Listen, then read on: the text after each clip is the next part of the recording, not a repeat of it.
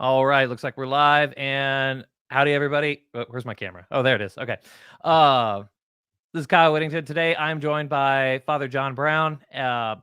He's a Jesuit priest in Louisiana, and I'll have him introduce himself and quit rambling on. So, Father, thanks for joining us. All right. Well, listen, thank you for having me. It's very kind of you.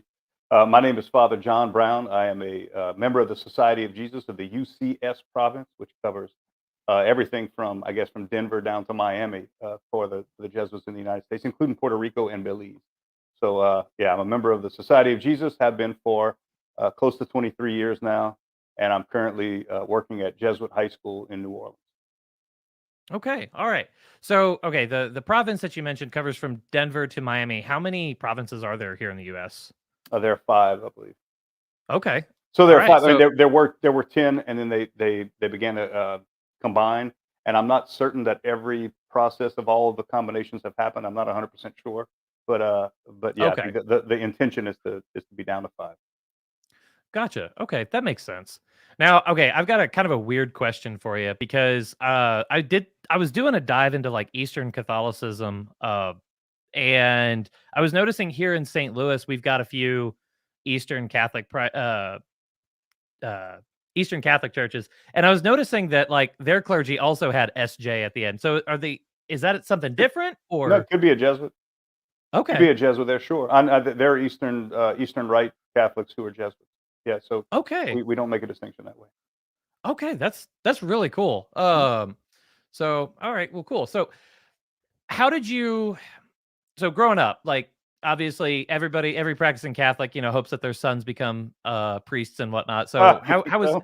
or at least, I guess me with the last name of Whittington, I'm Yeah, sitting here hoping like, if the Whittington name was blotted off the face of the planet because right, all my sons became right. priests, I figured like, you You'd know be what? okay with it. Yeah, Fair enough because of all the sure, stuff that the English have done. sure. Yeah, yeah. But okay, but anyway, so what was the family life like growing up?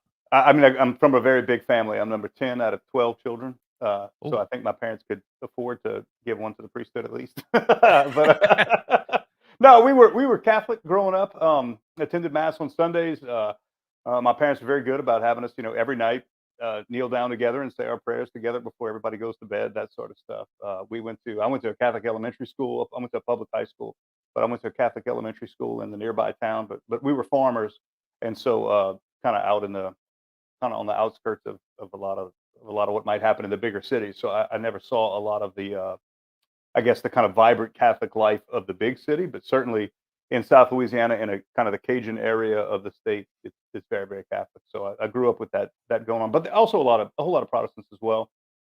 I grew up with friends of mine that were Protestant. Some of them a little bit anti-Catholic, but never anti-me or anything like that. So we were, Okay. we kept it all friendly. But That's good. I grew up Catholic, and I grew up with a lot of the people I loved and respected Catholic. Okay, sweet. So, about how old were you whenever you started feeling maybe the call to the priesthood? When I think about it, I know that when I was Uh-huh. like 5 or 6 years old, in my mind there was something there, and I remembered consciously saying, "Well, that's stupid. Priests dress like women. They wear dresses. Like that can't be right." Right. so, uh, so I would say that that was like when I was 5 or 6 years old or something, and I never really thought about it again until I was in my earlier 20s, like 23, 24 years old. Started Okay. thinking about it, and then entered the Society of Jesus not long after I turned 25. Okay. So, all right. So you entered the Society of Jesus whenever you're Mhm. 25. How does that process look like? So, if somebody Mhm. wants to join, like who do they call? Who do they talk to about that? Right. So there was at the time, this was a while back, a couple decades ago, but at the time there was the vocations promoter, I guess, or the vocations director was a man who Mhm. was also working as like the chaplain of the Catholic Student Center down in Texas A&M, and I Mhm. was living in Houston at the time, so it wasn't that hard to be in touch with him. And then the province at the time, the province offices were in New Orleans, so from I was in Louisiana often, so I lived in Houston, but I would often travel back to Louisiana to see family or whatnot. So I kind Mhm. of had a chance to know a handful of people like that. In Houston, we also have a couple of Jesuit apostles. We have a couple of big high schools. Well, at the time we only had one high school. Now we have two high schools in Houston. So I Okay. had the chance to meet a handful of Jesuits and the this is back in the mid to late '90s, so the internet was kind of just coming up. I was able to do a little bit of research that way as well. Maybe like the first time I ever really interacted with the Jesuits, even though they were close to where I grew up, I'd never interacted with them very much. I went to a discernment retreat, and that kind of helped me see a little bit more about what the Jesuits were all about. That did not discourage me, unfortunately. Like a lot, a lot of what I saw was not super attractive to me, but it Mm, did give me a space that it gave me the space to pray, and in the end, whatever else may have influenced my decision, one way or the other, I felt more than anything that God was absolutely calling me, whether I wanted to do this or not. I had a strong sense that God wanted me to do it. yeah, Which was all I needed to hear, right? I mean, right. I could think of 1,000 reasons why I'll be a bad priest. I won't make a good priest. I'm not good at public speaking. Whatever. I'm too old, whatever. Mhm, But none of that seemed like a valid, knowing that God was calling me to it. So it was really a prayerful discernment for me, at least. It was very prayerful discernment. I mhm, think that's probably the case for most people, that they, as they're discerning, maybe get some help from a Jesuit priest who help them, mhm, discern well what they should be doing with themselves, with their lives. And there's a couple like standard things that you want to make sure that you even could do, right? So can you function as a Jesuit? We're a very apostolic order. Are you the kind of person who can produce good work? mhm, Can you go out and work, for the Jesuits? Are you the kind of guy right, who can handle the studies? Can you handle the vows? Can you do those kinds of things? You don't want to run out in front of the graces that God offers you. You want to right. make sure that, at the same time, it's fair to have an expectation that God will give you the graces you need at the time. Mm. So I entered the Jesuits in those days. Everybody entered on August the 15th, and so I entered the Oh, Jesuit novitiate on August the 15th, 2000, in Grand Coteau, Louisiana, which is where a novitiate is. And we have a 2-year novitiate. About half of that is spent outside of the novitiate, so you're on what are called experiments. They basically put you to work in places and doing things that you're not cut out for, and that's on purpose, right? They want to see hmm, what happens. so okay. so I did a 30-day silent retreat. Spent close to 12 months outside of the novitiate, working in these different environments, working in Jesuit apostolates, but in these different environments. And then at the end of the novitiate, went off to first studies, which are mostly philosophy, which I studied at St. Louis University, right there in beautiful St. Louis, Missouri. And did after that comes a regency period where I went down to Mexico for a year and worked at a parish there, and then spent 2 years teaching and coaching football in Tampa, Florida, at our high school there. And then off to theological studies, where that's your main focus. And I was ordained a transitional deacon. That was spent at Boston College in Boston, and then I was made a priest. I was ordained a priest in 2011. Spent a year in El Paso, and then since then have been at Jesuit High School in New Orleans, with the exception of 1 year they call tertianship. It's like the third year of the novitiate. They make you go back for some reprogramming, right? So I spent I spent that year in Ireland and Iraq, and then back to Jesuit High School again. Oh, wow. Okay, so okay, I'm just putting that on the timeline. So you did Yeah, some time in Iraq I did. in 2000 what? 17. Yeah, 2017? Okay, yeah, it was a bad so time. yeah, I was about to say like, oh, So like that's back to the concept of the experiment, right? So it's like a yeah. third year of novitiate. So they, on purpose, they want to put you someplace where it's going to be a bad fit, and so they sent me to Iraq, and I struggle. My Arabic is not great, so Yeah. it's also, I'm one of the very few Roman Catholics there. I was the only American that I ran into while I was there, and Mhm. it was a hard time. It was right after Donald Trump won the election, and if you remember, Okay. one of the first moves he made was to say no more of these. I think he had 11 countries. No more. No one from these 11 countries can come into the United States. Well, one of those was Mhm. Iraq.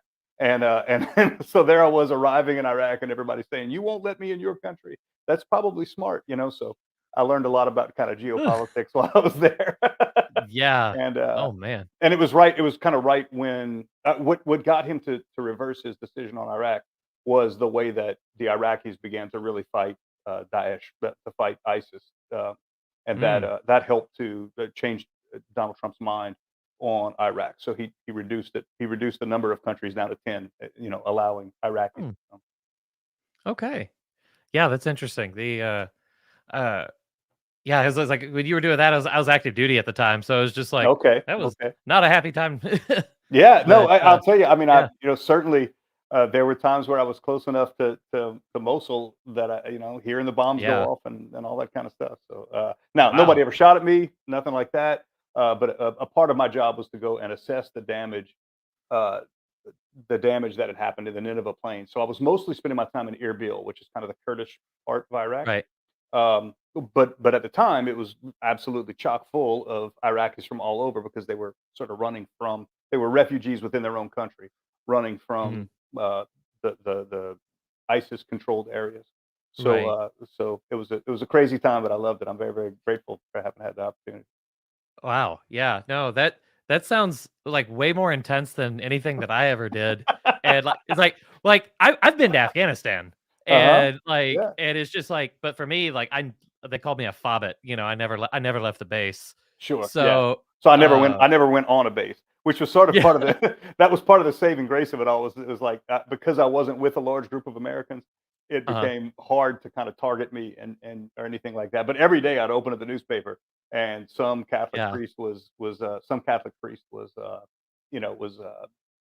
what do you call it? Was kidnapped and tortured and whatnot. So it was definitely a dangerous place, but I was around a lot of really good people, and they had suffered so much. I never wanted to say, "Oh, my fear of suffering something is great." So like, I just never said anything like that. Those Wow. the Christians there and even the Muslims who suffered so much, really some of the Mhm. most amazing people I've ever met in my life. Yeah, no, I really got that feel as well whenever I was in Afghanistan because like well, obviously completely different country, completely these are completely these are Afghans, not Kurds. But Sure. they one of the friendliness of it all, like when you go to the bazaar, Mhm. one aspect of Afghan culture is that they don't do business with strangers. So Right. they get to know you first before they'll, like, try to sell you something, and Yeah. then it's, special deal only for you, my friend. But, Yeah. like Right. but after that, like, that "my friend" thing isn't really a joke. Hmm. So, Hmm. but yeah, no, that's really cool. Okay, Yeah. so you did some pretty intense stuff down in Iraq. So that was that's interesting. So after that, then they brought you back, and then did you go, like, straight from, like, hearing bombs to, like, high school? Straight Or from here in Bombs back to Dublin. So Dublin was where okay, the tertianship program was. So my that year that I was away, the majority of it was spent in Ireland, and okay, about 3 months of that was on experiment in Iraq. So okay. I went back to Ireland and spent time in Ireland before coming back to the United States, and ended up back in New Orleans again, which is kind of rare. Most of the time when a guy goes off to tertianship, he gets a completely different assignment after that. But Huh. I was sent right back to New Orleans. I must Oh, be. wow. I must not be very valuable to other apostolates, and so they Man. sent me right back where I was before, where they knew that I would at least be tolerated. We, so, like, I always find it really interesting, like, as a veteran because there's so much parallel between, like, serving in the military and serving the church. So, in the Air Force, one of the ways that you can do to get another base is you go to Korea for a year because you, like, can't bring your family with you, Mhm, with some exceptions, whatever. But whenever but you're basically the deal is that you get sent somewhere else. So if you really don't like where you're at, go to Korea for a year, come back. oh, I get Except it. there's a few bases like Shaw Air Force Base in South Carolina. They say Shaw stands for stay here a while. And I Uh-huh. I had a friend who got it. He was at Shaw. He hated it. He wanted to go to Korea, and then like from Korea, he's like, "Hey, I want to go to Italy." It's like, "Now you're going back to Shaw." So it sounds Uh, like you did a bit of a similar thing with that, going back yeah, to but I'll tell you, I've always yeah, been perfectly happy in New Orleans. New Orleans is the yeah. high school that I work at is an amazing high school. I mean, really, I feel so blessed to be part of what we're doing here that I couldn't be happier here at the high school. I Okay, always so that's joke. I always joke that I'm like I'd be happy to be the lunch lady here at Jesuit High School. So nice. So, okay, so what would you say has been like the most rewarding experience? Well, I mean, I know everything's rewarding in different ways, but yeah. would you say like Iraq, Dublin, or the high school? I suppose I don't know. I mean, in Dublin, Yeah. I was able to do a 30-day silent retreat, the second one in my Yeah. life, and so like that's a pretty Okay. powerful experience. That's really hard to duplicate Yeah. anywhere. In Iraq, again, it was just so completely different, and the learning curve is so steep, and I kind of like that sort of thing. But then Yeah. also, every day is an adventure working in a high school. I mean, really, every day is an adventure. So I guess it depends on how I would be comparing those things. But for myself, and I think this is something Jesuits are trained to do, is to Mhm. really be happy where you're sent. That obedience is such a big part of the Jesuit charism, that Mhm. taking your assignment as the place that God wants you to be, understanding any assignment as the place that God wants you to be, helps you to make the most of any situation. I loved El Paso. I thought El Paso was a great place Yeah. to be as well. I loved working in Tampa. I loved in Mexico. I mean, it's a great freedom once you know that Mhm. that God wants it this way. There's a lot of freedom and a lot of happiness, a lot of joy that can come with that. Okay. All right, cool. Okay, so you mentioned the Jesuit spirituality of like be happy wherever you're sent, and all of us have. Well, I mean, all the four of us who are currently involved, because I see there's only two people watching right now, are should be familiar that like the Jesuits are most famous for being missionaries. Hmm. And so what is I guess what are some of the basics of Jesuit spirituality, and like how can like the rest of us like apply that to our own lives? Oh well, so Yeah. a big part of, I think, the Jesuit charism is that Ignatian spirituality, that sense Mhm. that so Saint Ignatius comes along in the middle of the 16th century, and uh, he sums up all of Christian spirituality, and even some stuff even older than that. Kind of sums it all up in what he calls the spiritual exercise. So it's a very practical ordering and placement of nearly all the spiritual goods that you're going to find in the Christian life. And it's very classical. Like it's very good, solid understanding of these things. And I think the Jesuits have been able to kind of carry that stuff on, even after Saint Ignatius. But it's a way of, I think there's a whole anthropology built into it. So how to understand the human person. It's teleological. How to understand what how we can use our imagination to help form ourselves for better service of God, better praise of God, better, stronger Mm. love of God. And so, I think anybody should be able to, sort of organize their spiritual life in the way that Saint Ignatius kind of mapped out for us. And then there's other things too, like the discernment of spirits is something you hear people talk a lot about, and I think nobody did it as well as Saint Ignatius did it. And Mhm. so, there's a lot of that stuff's very, very useful as well. Um, and I think, because of that kind of, uh, what I call that Ignatian anthropology, there's also sort of like a premium on the intellectual life that uh, I think a lot of people can recognize a way to sort of like Mhm. understand your humanity being fully alive when you develop your intellect, and read good books, and pray good prayers and all that. Okay. So, okay, that makes sense why you see so many Jesuit universities and high schools and everything. That, So, that that's exactly right. okay, all right, cool. All right, so I'll be honest. I've got a copy of the spiritual exercises in my library, Okay. but I've never cracked it open once. That's that's all right. I mean, it wasn't Yeah. really written for you, right? Right. It wasn't really Okay. written for it's really written as a guide for spiritual directors to direct other Okay. people while on retreat. So there's lots of stuff in there Okay. that would be good for you to read. There's lots of things in there that are good, but it's organized in a way for a spiritual director to help a Okay. directee. Now, Gotcha. if you're doing spiritual direction, maybe that's a good thing to read. But a Mhm. lot of it is really geared for helping someone get through a retreat. Yeah. Okay. Yeah. The reason why I picked it up is there was Andrew Garfield. I'm sure you're. Do you know where I'm going with this yet? Actor? The mo the Spider-Man? yeah, he Yeah. did yeah, he did a movie where he played a Jesuit priest called Silence. I saw Silence, yeah, I really hated it, Yeah. yeah. Yeah, no, I okay, cool. Oh, it's like I feel validated now. Okay, thank God. Um, I mean, it was okay, beautiful. So, like, the imagery is beautiful, and sure. there are parts of it that I think nail Ignatian spirituality, nail it on the head. I mean, just absolutely Yeah. hit the nail on the head.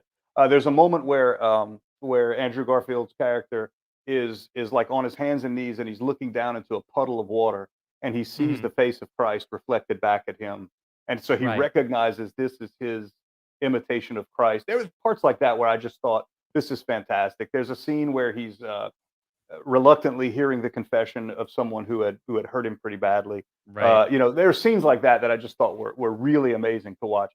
And but I watched the movie with a Jesuit from Aleppo, Syria, who's Mhm. watching it saying like, is this what Americans think it means to suffer for your faith?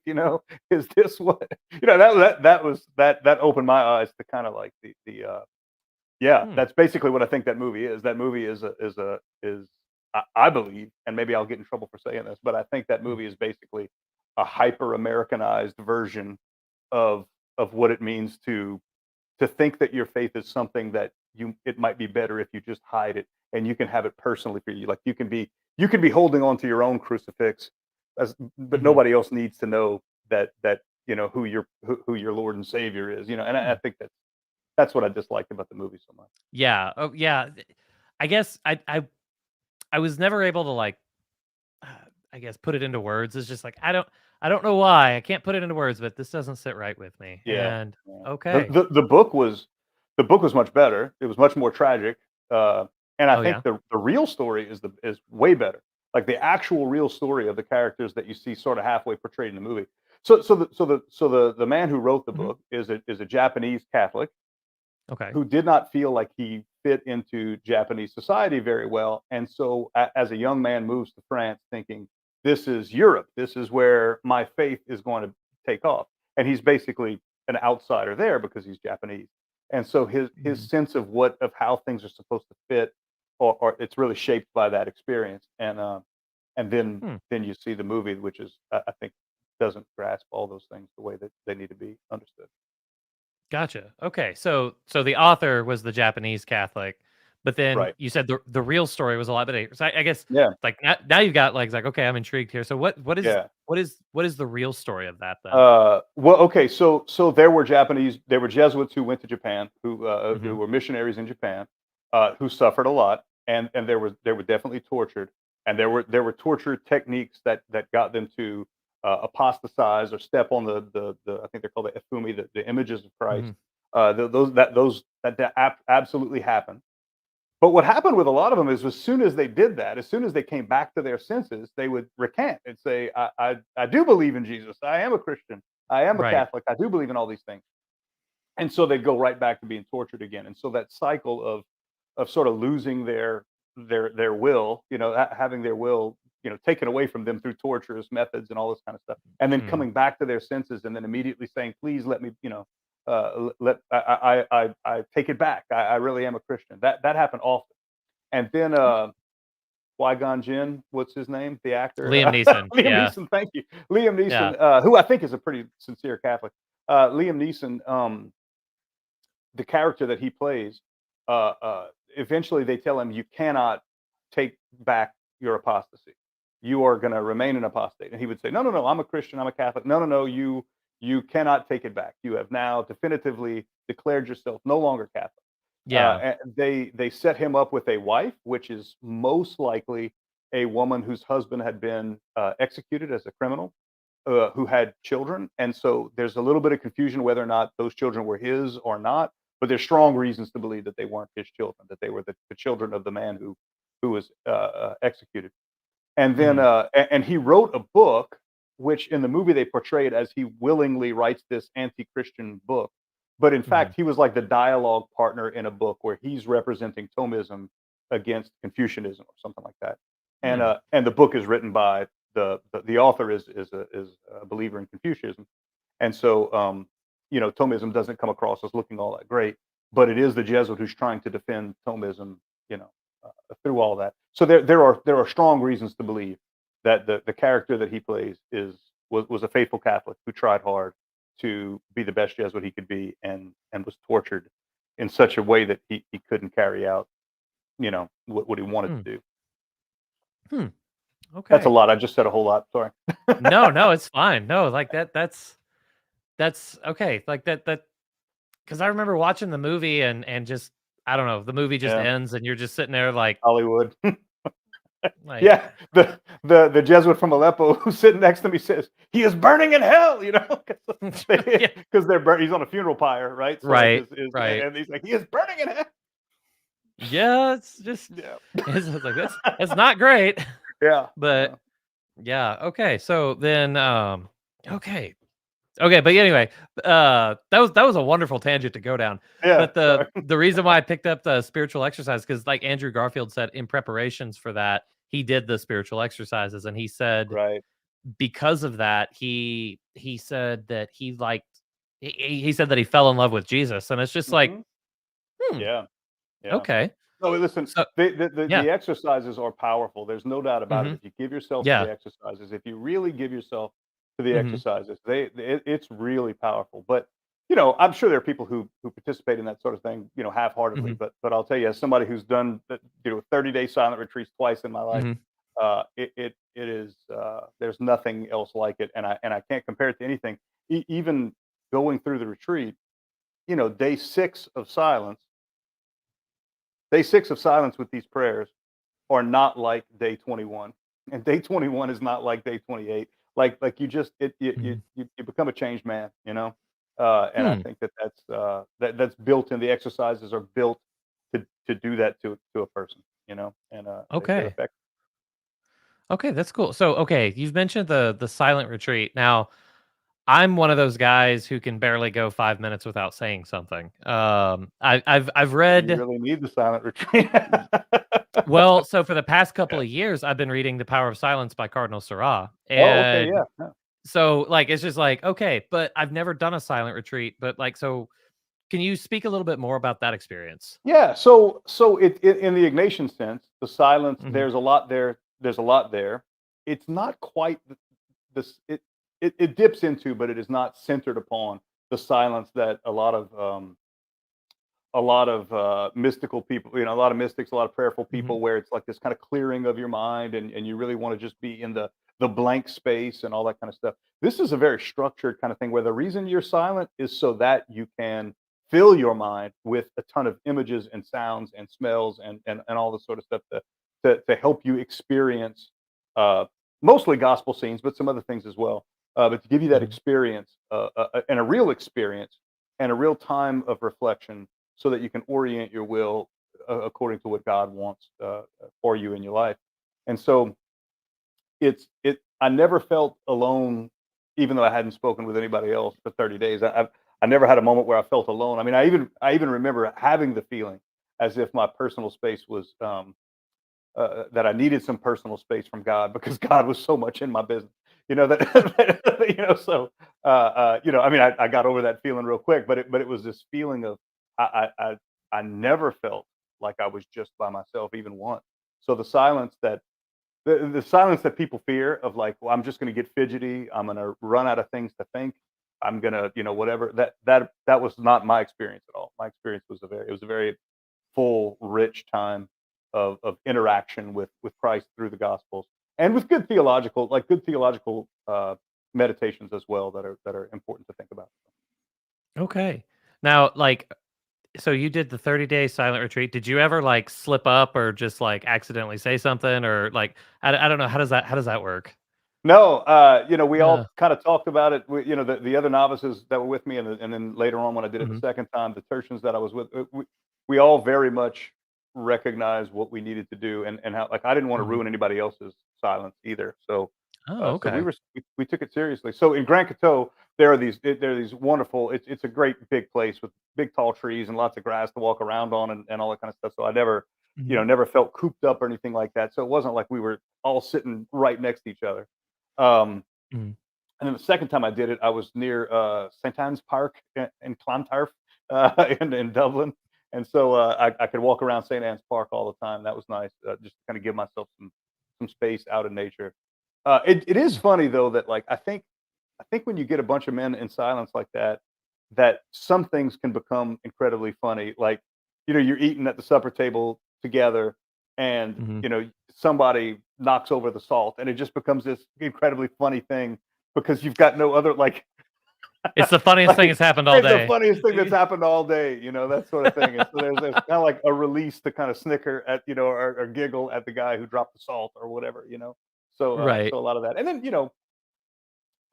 do get the opportunity to talk to your spiritual director a little bit, and then you get, you're just saying the responses at mass and singing the hymns at mass and those kind of things. So there's a lot of there are ways that keep you sane. It's not quite the same thing as like a monk who takes a vow of silence, where it's Right. like this, where it's meant to be a big penance or something like that. This is just to help facilitate a real immersion into the spiritual life. Mhm.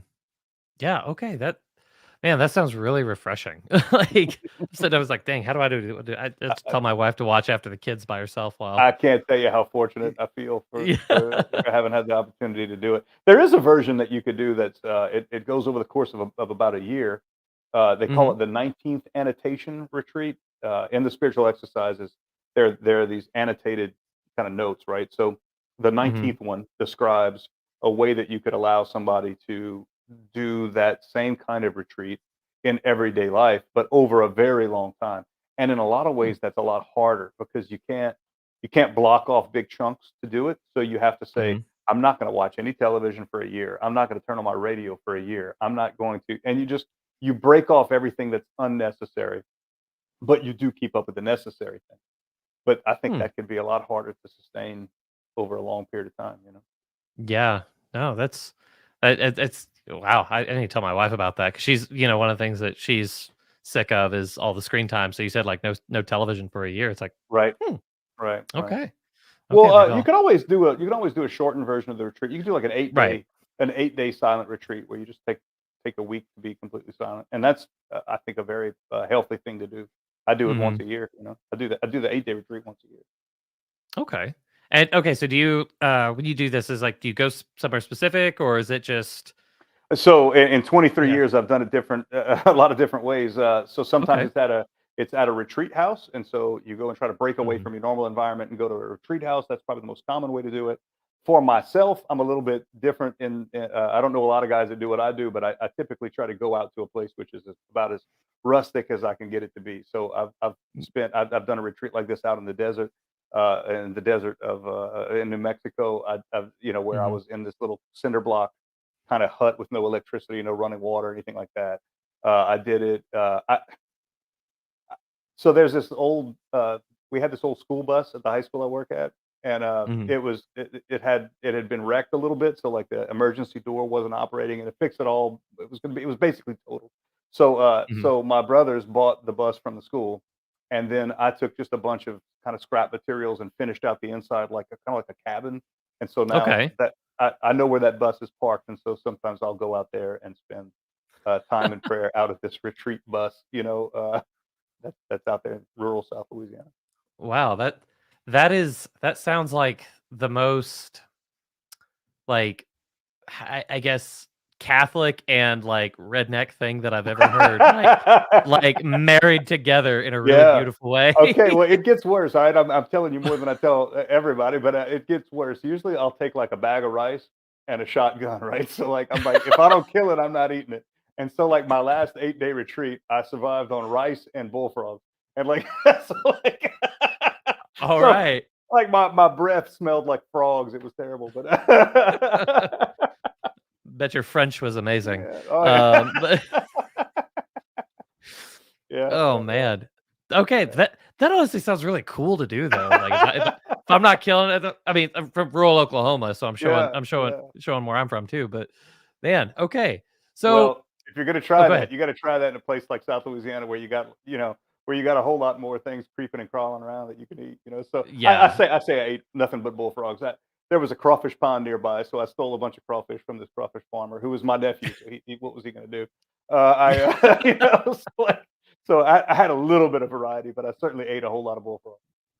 Okay. Oh, well, that's hey, we had a crawdad pond growing up, and it's just I don't know, it's always so fun just taking the hot dog bits and Sure, just fishing for them with that. But sure. Okay, so being like the principal of a high school, so like I went to public school the entire time. I converted whenever I was 18. So like I know nothing about like how a Catholic school is supposed to run. Okay. Does like did you just kind of like already step into like a well-oiled machine, or did you was there like any I don't know, like how do you balance like the Yeah. administrative and the pastoral stuff? Yeah. Well, that's a good question. I'm still trying to figure it out, I guess. So I'm not Okay. the principal. The principal works way harder than me, Oh, and he's much smarter than me, and he does a great okay. job. I'm the president of the school, so the Oh, okay. basically the principal and the head of maintenance and the CFO, the head of IT, the head of the advancement office, they report to me. Okay. So they do all the hard work. I kind of like so supposedly I would be setting the vision for the school, you know. Um, Okay. I mean, I have work to do every day, but Right. these guys. I have an amazing team. Is my point. I have a really amazing team. Okay. But I'll tell you when I started in January of 2020. So if you Mhm. can kind of in your mind go back to January of 2020, it was a rough time, right? So Right. COVID just changed everything. um, I lost my prefect of discipline, had to go, and so I lost my prefect of discipline. And then the whole summer George Floyd stuff made it difficult for anybody. Really made it difficult for America altogether to kind of Mhm. figure out how to every public institution, not publicly owned, but every institution that has a public voice had to Right. kind of figure out how to navigate those waters. And so a lot of that Yep. was me just praying to God to lead us in the right direction, and a whole lot of people gave me some good advice and worked really hard. And in my sense of what it means to balance, like your question about balancing the pastoral side of all of Mhm. this, okay, so a lot of my day is spent thinking about the artificial turf that we have to replace on the baseball field, or the Yeah. insurance money for the roof after Hurricane Ida, or there's a lot of that kind of like there's a whole lot of that kind of stuff. The Uh, stuff that's not coming up at your cause for canonization. the Yeah. stu yeah, yeah, that's definitely a big part of my day. But a lot of it is just trying to ask yourself, how would a Catholic school respond to the issues that these young men are facing, that their parents are facing? I mean, I really think of the high school as a ministry to families as much as it is, an educational institution. It's a real ministry of those families. And so for me to kind of figure out how we're gonna, how we're gonna face whatever challenges there are out there, in a Catholic way, and which pressures to yield to, which pressures to resist, which pressures to, you sort of Mhm. feel pressures coming from all kind of different directions, and Mhm. figuring that stuff out, I would say is you know my contribution to the whole thing would be that in the end I kind of have to be the one to take responsibility for those things. Right. And that feels like, as a priest, that feels really good, right? So there are lay presidents of high schools that have told me before that they're like, man, I can't speak with authority on a number of things, and I'd like to. We're a Catholic school. I'd like to be able to do that, but as a priest, Mm. you get to sort of stick to the Catholic nature of the school, and no one would expect any different. So, like, there's a real grace, a real advantage to being a Jesuit priest in the role that I'm in. Okay. Yeah, that's really cool. Like I I guess on like the intellectual side of things, like I really enjoy being Catholic because I don't have to have all the answers. Like the hard work's been done and I Hmm. just get to like cheat Right. off of the smart kids' homework basically. Right, right. So it sounds like, you get a little bit of that with the disciplinary stuff too. It's just like, listen, Yeah, I just get to lean on the smart kid over there, you right. know. No, that's true. So It's part of yeah. why Catholic YouTube has kind of come back into my life. Mhm. There was it's sort of like, like when a boat leaves the shore, you sort of look back and you see the shore getting smaller and smaller and smaller. And I kind of thought there was a time when my entire life was studying theology. There was a time when, being Mhm. in grad school for theology, that's all you think about. And so, like, I found myself drifting away from being in touch with a lot of that stuff. So next thing you know, I'm looking through Catholic YouTube and kind of finding people that I like, and even if they're talking about topics, especially maybe when they're talking about topics that I'm not an expert in, or anything like that, Mhm. that makes it that much more fruitful to spend a little bit of time watching some of these smart kids do what they do, Right. and to say this is good, like, listening to Catholic apologists, for example, answer questions. When I was in the classroom teaching theology to high school students, a lot of high school high school type questions came up. Mhm. Uh, but that's not the same thing that that a lot of you guys are doing, and so I find it to be helpful to sort of stay in touch with those things that I might not naturally gravitate towards. Mhm. I make it sound like it's a penance to watch you guys. It's not, but but it's yeah, it's a real great opportunity, I guess, to stay sharp in those areas. Okay. So you're talking like high school level stuff. So like, could you give us some examples of what that is? Well, I mean, they have a lot of questions that that everybody has, and I think the school that I work at is full of Mhm. really intelligent young men, right? So it was not uncommon for me to be standing in front of a group of 25 young men that were all smarter than me, you know. So they're really really smart guys. So they're going to kind of naturally come up with a lot of questions about the problem of evil, or what Okay. is you have to believe in evolution, or whatever, Mhm. what is it? Yeah, all of the same questions. The best part about it is that because they're still in high school, I can say and use big words and make it sound like I know what I'm talking about. But no, I'm only kidding. But they do kind of keep coming back. The same questions keep popping up again and again because these young guys are searching, right? And Mhm. you can tell that the question on the mind of most of the youngest guys in a high school is often, what do I need to know for the test? Mhm. And by the time they are seniors, they are really going deep with their questions, and they really want to converse, and they want to chew on the answers. They don't just want to be given the answer. They want to chew on the material, and that's, if you talk about what's an adventure, that's a real adventure, is being Hmm. in that sort of place of such, it's such a privilege to be uh, uh, around those young men when they're going through all that. Wow. So have you ever gotten a question that you just kind of um what is it? Scott Hahn mentions in Rome Sweet Home whenever one of his students hit him with a question that he absolutely didn't have the answer to, so he just went, "Well, that's a stupid question." So, but maybe not accusing them of having a stupid question. Does that any question like stand out to you? Is like, "Oh, dang, Well, I mean, yeah, I think some of them can ask questions that some of the mhm, big brains have asked, and the answer may not be what they want to hear. So okay, one of my favorite things to do is to read these atheists, uh, to kind of get inside their mind and see what they're doing. mhm, Like, I love reading Sartre, right? So John Paul Sartre, okay, right? His kind of big takeaways that I'm so, I say, impressed with. I mean, that I appreciate is that yeah, he takes his atheism all the way, and he doesn't stop. Like, he doesn't stop and say yes, but he's not like a Dawkins where he's saying, oh, I can look at a beetle and just recognize all the beautiful wonder in the world. Why do I need a God for that? That's not what Sartre is doing. Sartre right, comes up with his final kind of big questions, or big takeaways, are, hell is other people, right? Well, like, of course, if I don't believe in God, in the end, then I'm the next best thing. And so hmm, other people are a challenge to that. So therefore hell becomes other people. Like, okay, well, why does my heart want to help the poor man? He wants to take what's mine. That can't be right. And I can't be completely selfish. So hell is other people. And then the other question is, why not suicide? And I'm kind of like, I'm not pro suicide, don't get me wrong. But if I right, did not believe in the goodness of God as a transcendental thing that should guide me and should be laying out this moral foundation, if I didn't believe in an afterlife, if I didn't believe in all those other things, that question would be a very powerful question. And it was for Sartre, right? It was a very powerful question. So these young guys often have the very same question.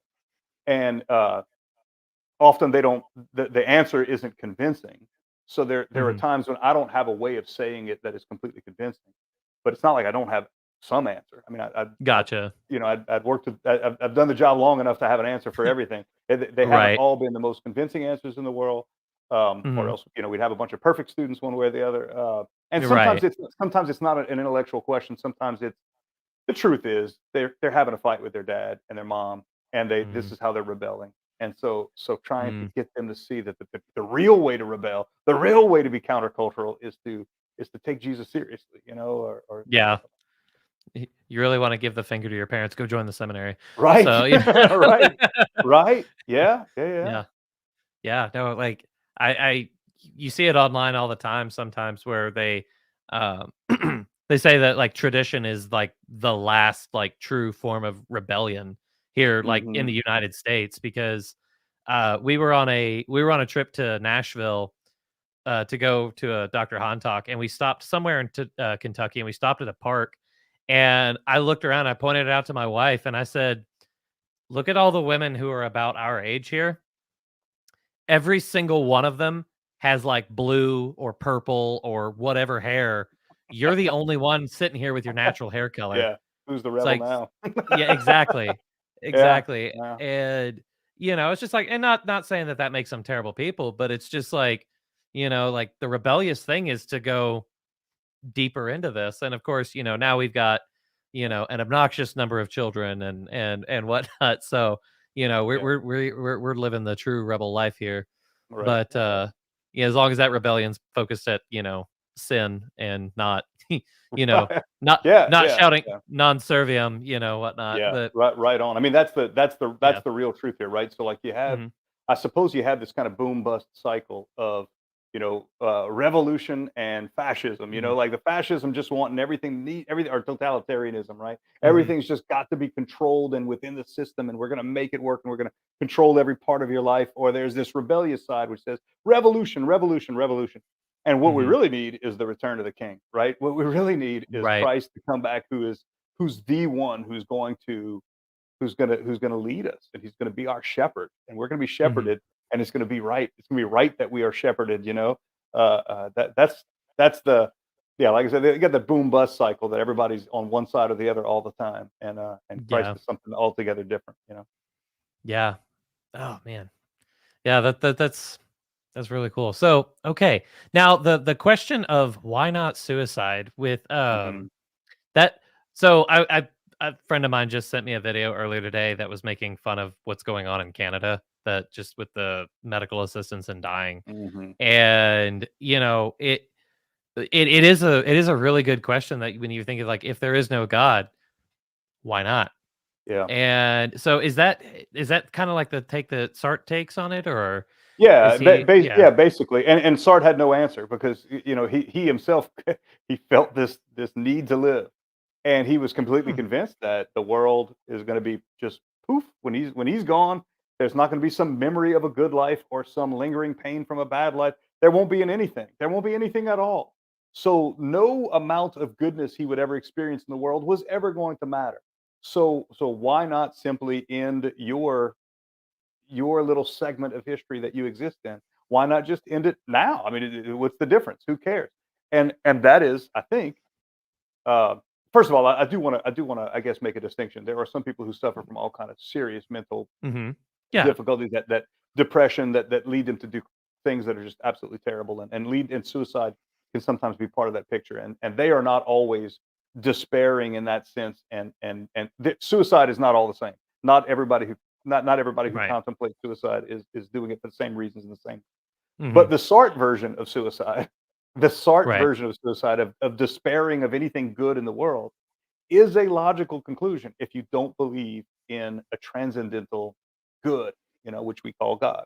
If you don't believe in all that, and he didn't, so he was left just kind of befuddled by the fact that he couldn't bring himself to commit suicide. Why not was a real problem he had. Was a real problem he had. You Hmm. Yeah, no, like, Kevin, if you're watching, I want you to look into that. But, I don't know if you've seen anything I've done with Kevin, the pleasant apostate. The We've got a ex-Catholic, yeah. yeah, he's a really pleasant, he's a really fun guy to talk to, but, Hmm. yeah, I think I'm gonna pose that question to him, just see what his take is on it. Is But, he full blown? Is he a full blown atheist now? he's not an atheist, and like he'll always tell you that he doesn't like labels. But Yeah. he'll tell you that he kind of, if anybody asks, he'll say he's agnostic, but he Hmm. is like sincerely going down on the path. He's asking questions, and we're engaging in concept. He's in my Discord server, Hmm. so but yeah, we're here's hoping that he comes back. Hope you Yeah, heard that, Kevin. certainly. Yeah, I mean, But look, the alternative is bad, and I would never say that that's the reason you come back. Like, I'm not into the whole mhm, Pascal's wager thing, but right. it ought to be a clue, the kind of hurt and pain and disjunction in a person's life, and Mhm, if you think it's difficult to believe, try how difficult it is not to believe. That's where it becomes really hard. And so I think Yeah. that ought to tell you that something's wrong. Like, if you eat a mouthful of thumbtacks, your stomach's going to hurt. Well, when Right. you feel that pain in your spirit that says something's not right, something's going on unfulfilled, and I don't even believe that there's an object to fulfill it.